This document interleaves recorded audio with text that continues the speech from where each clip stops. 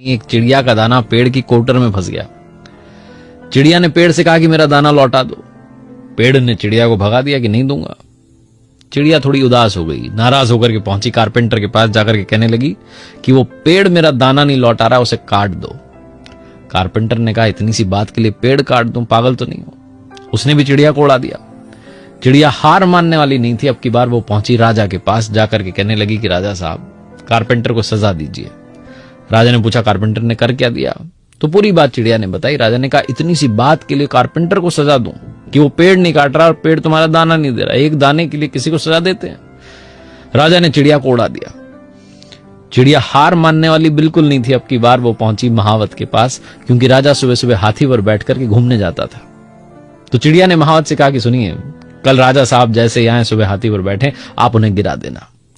महावत ने कहा, क्या बात करती हो, राजा को गिरा दूं? क्यों? चिड़िया ने पूरी बात बताई। मेरा दाना पेड़ की कोटर में, पेड़ दाना नहीं दे रहा है, कारपेंटर पेड़ नहीं काट रहा है और राजा कारपेंटर को सजा नहीं दे रहा है, इसलिए आप राजा को गिरा दो। महावत को हंसी आई, उसने भी चिड़िया को उड़ा दिया। क्या बात करती हो?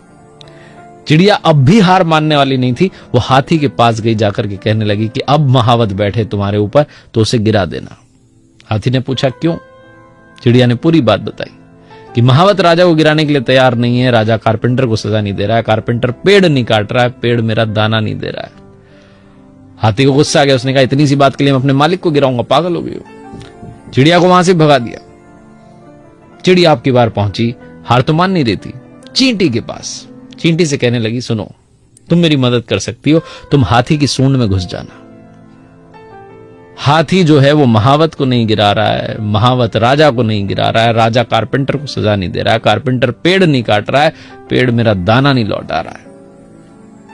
चींटी ने कहा, इतनी सी बात के लिए हाथी की सूंड में घुसूंगी, पागल हो गई हो।